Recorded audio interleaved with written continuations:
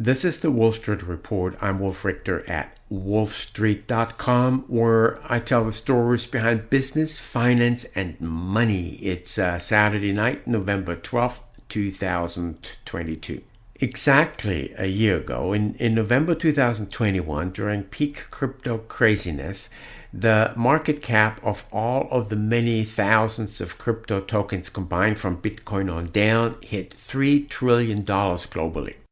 Today, the market cap is about $850 billion, so that's down by 72%. In other words, $2.1 trillion have vanished in 12 months. All kinds of cryptos have imploded. Some so-called stablecoins that are supposed to be pegged one-to-one to the US dollar have collapsed overnight.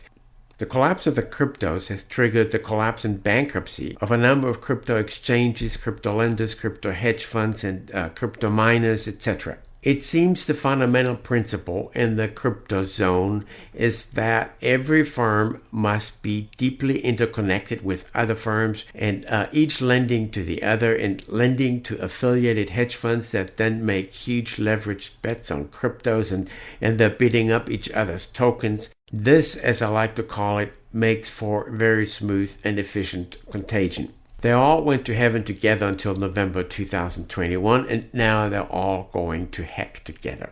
But where is the contagion to the broader market, to other asset classes, to banks, to other players in the economy? FTX, Alameda Research, and affiliated companies imploded spectacularly over the past week and have now filed for bankruptcy. And it's a huge mess that will drag out for a long time and produce a lot more of these kinds of sordid revelations that we've already seen. These sordid revelations, emerging on an hourly basis, come with huge numbers attached to them. $1 billion here, $10 billion there, like $10 billion in customer funds being lent by FTX to its affiliated trading outfit, Alameda Research, where they were incinerated or whatever. Reports emerged of funds disappearing even after the bankruptcy filing, perhaps due to a hack. The amounts of cryptos that vanished appear to be in the billions of fiat dollars. Every day, or rather every hour, there are new twists and turns and revelations of an utterly sordid business with multi-billion-dollar tentacles reaching in all directions. Before FTX, there were Voyager Digital and Celsius that both filed for bankruptcy in July. Three Arrows Capital, a hedge fund cross-connected with Voyager, also filed for bankruptcy, and it was the collapse of Three Arrows Capital that triggered the collapse of Voyager. As the bankruptcy proceedings of FTX.com, FTX US, and Alameda Research move forward, it will get even messier and more complex. There will be lots more revelations about counterparties and vanished cryptos, about lending customers cryptos to hedge funds and other exchanges and whoever, and about relying on collateral that then imploded, and about the endless tentacles of cross connections in the crypto zone. And there will be other crypto lenders that suddenly halt withdrawals and hire bankruptcy counsel. In the wake of FTX's bankruptcy, another crypto lender, BlockFi, halted withdrawals, preventing customers from taking their cryptos and fiat out, and it hired bankruptcy counsel. BlockFi reportedly loaned Alameda Research some funds, but Alameda Research collapsed, taking these cryptos down with it. The funny thing is that in June, BlockFi was already in trouble and got a $200 million bailout from FTX.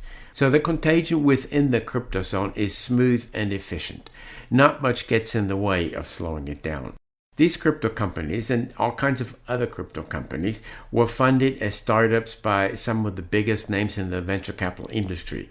Just about the entire VC industry jumped on this crypto stuff, and they threw hundreds of millions of dollars at each of these companies willy-nilly, without oversight, without controls, just wanting to ride up the crypto gravy train, and they just handed piles of money to some dazzling crypto characters and let them run with it. And they ran with it. And now the money is gone, and customer money may be gone, and billions of dollars of other people's money is gone. And FTX had dozens of venture capital investors that invested $2 billion in FTX over the past 2 years, with the last round of funding earlier this year at a valuation of $32 billion. These investors include well-known names such as Sequoia Capital, SoftBank, Lightspeed, BlackRock, and a bunch of others. Their investments in FTX have vanished, and this is how the contagion from the crypto collapse spread to VC funds. Contagion has also spread to companies that are straddling the crypto zone, for example, to banks that have some exposure to crypto firms. Silvergate Bank has specialized on dealing with crypto firms, and it has exposure to FTX. The bank is owned by Silvergate Capital, which also has some exposure to cryptos, and the shares of Silvergate Capital have collapsed by 85% from the peak crypto craziness a year ago. Signature Bank, which tied its fortunes to cryptos, well, its shares are down 61% from the high. SVB Financial Group, which owns Silicon Valley Bank, is heavily exposed to the entire startup scene, including crypto startup companies. Its shares have plunged by 69% from the high. If regular commercial banks have some exposure to these collapsed companies, it's going to be minor amounts for the bank. Banks are in the business of taking this kind of credit risk, and they can take on those losses. Robinhood is exposed to all kinds of stuff, but it said specifically that it has no, quote, direct exposure to FTX or anything. And though FTX founder and former CEO Sam Bankman-Fried owns a large equity stake in Robinhood. Contagion has been spreading to other publicly traded companies with direct or indirect exposure to cryptos, and their shares have plunged, such as crypto exchange Coinbase, whose shares collapsed by 86% from the high, and MicroStrategy, which is a dot-com bust survivor, an enterprise software company that decided to sell bonds and buy Bitcoin with the proceeds, while turning itself into a leveraged Bitcoin fund. Well, its shares have plunged 86% from the high.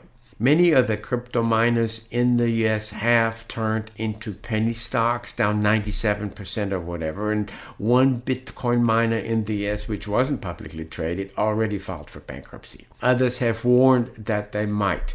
The problem is that the high cost of electricity makes it uneconomical to mine Bitcoin after the price of Bitcoin collapsed. As FTX gets dismembered and dissected, lots of people and entities will lose lots of money, and when everything is said and done, it will be counted in the billions or tens of billions of dollars. The Luna crypto crash vaporized $60 billion overnight, essentially, and but that was global. Like all these things, it's not just U.S. money that vanishes; it's global money. And outside of the crypto zone, the Luna implosion barely made a dent. All this is minor stuff compared to big stocks such as Meta plunging 70% or Tesla plunging 50%. Tesla's drop alone wiped out $620 billion. Amazon's drop at one point wiped out over $1 trillion.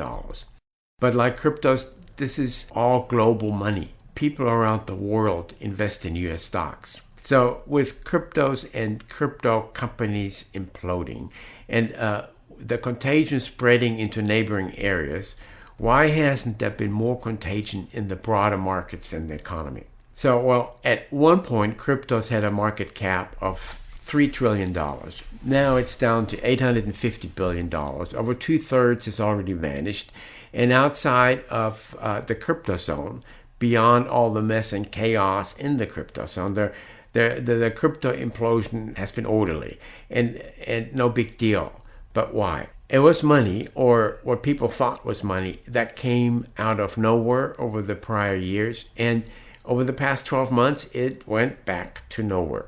It was easy come, easy go money. Much of it hadn't been converted into fiat yet. Much hadn't made its way to bank accounts yet. And for a lot of people, it was the gains that evaporated more than their own capital.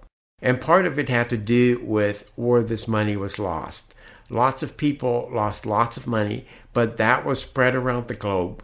Those losses hit crypto investors around the world, not just in the US. And a big part has to do with the numbers. They're just not big enough. The US stock markets are around $40 trillion. The cryptos never amounted to 1/10 of that. 2/3 of the losses are now already behind us. And the remainder of crypto, what's left of it, just amounts to 2% of the stock market. If that remnant too goes away, goes to zero, people outside the crypto zone won't even notice. That remaining $850 billion on a global scale is just too small.